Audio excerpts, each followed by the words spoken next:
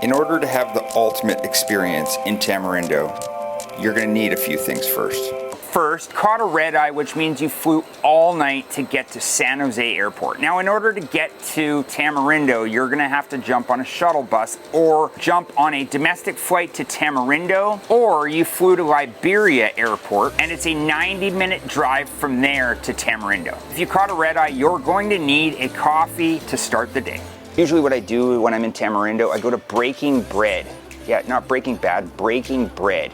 Awesome, it's a little bit off the beaten path, a staple every single time I come to Tamarindo. Next, what a lot of people do here is they will walk the beach. Tamarindo Beach twice is 10 kilometers, once is 5K. You'll see so many people out there 5:30 in the morning, 6 o'clock, right when the sun comes up, and then they're just walking, running, doing everything else, and that's really where everybody kind of ends up in the morning and in the evening, and I'll get to that later. So now you want to go to the gyms. There's two options. So the gym not far from Sayulita is Swell Fitness. It's in this big white building behind me. And then there's another one called Tama Fitness. I prefer Tama Fitness. It's got everything you could possibly imagine.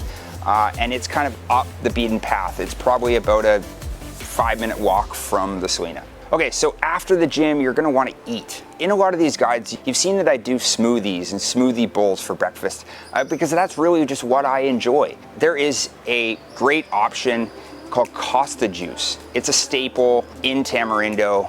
It's not far from here, and it has smoothie bowls, smoothies, everything else. Also, when you go into the doors, it is freezing cold.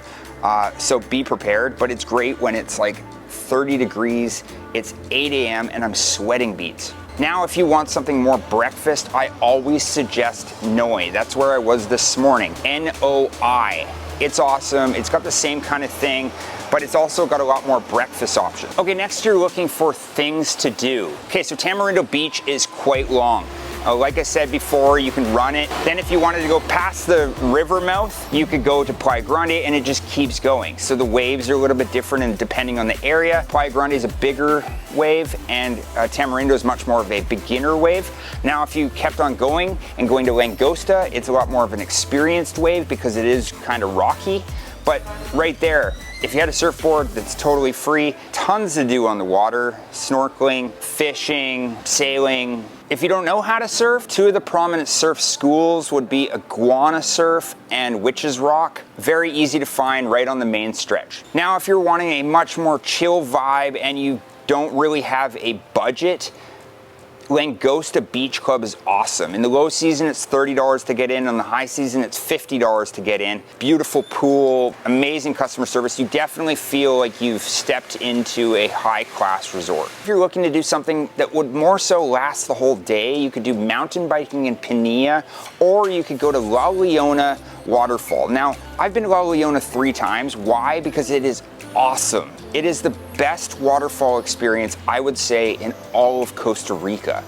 I hire a guide named Caesar. It's $20, not the typical gringo tourist price. $20, he'll take you on an unbeaten path. He'll take you through waterfalls. I think there's 4 or 5 different waterfalls, rock slides, all sorts of things to do.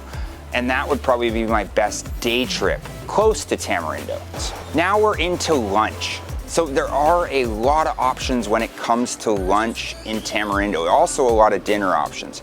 But my 2 favorites are green papaya because I love tacos and burritos, or even just nice salads. It is awesome. They've got swings outside and it's just a really cool vibe. Another option is Pico. It's literally just right on the beach and you could just walk straight out.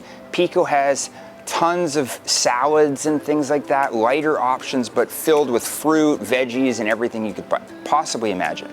And now you're gonna wanna check into the hotel. If you've got 24 hours, you need to find a place to stay. So this is a Sayulita, this is Sayulita Tamarindo. It is a hostel chain. My own room is like $60, $75. Based on 3 days, it works out to be about $210 for a 3-day stay, single occupancy of my own room. Now we get into hotels. There are so many different options, but if you're looking for the beach, which is kind of touristy, but it's really the only beach hotel, is Diria. You're looking at about $200, $250 a night. and you can't miss it. You're driving into town, you pass this giant hotel, they're across the street now. They've got Diria residences, they've just really expanded. Next, you've got one of my favorites, Cala Luna. It's in Langosta, which is about a 10-15 minute walk that way. It is a little bit inland, but it is awesome. It's like situated around a pool. It's like as soon as you step in, you just feel the vibe. Now we're into dinner. Now, one of the things is like either you have an early dinner, which is 5:30, but most people before dinner, what they'll do is they'll head out to the beach. You cannot miss the sunset when you're in Tamarindo. Everybody heads to the beach. Literally, the beach is the busiest at like 6 p.m. to like 6:30. Everybody's out of the beach.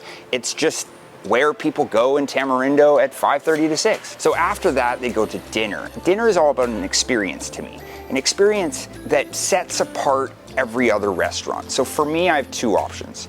I have Wistanko, which is not far from here. So Wistanko has an easel for their menu. So what happens is they come to your table, they explain everything on the menu through the easel, and then if you want something to drink, they don't actually have a drink menu. So they ask you what you like, and they'll whip up something in their bar. And usually it's really good. Next is Dragonfly. It's off the beaten path. Go down the same road as if you're going down to Green Papaya. And it's got sushi and all sorts of different options, awesome cocktails. And for the locals, this is definitely a staple. Okay, now you're wondering what to do after. A friend of mine owns a place called White Lotus. It's a nightclub.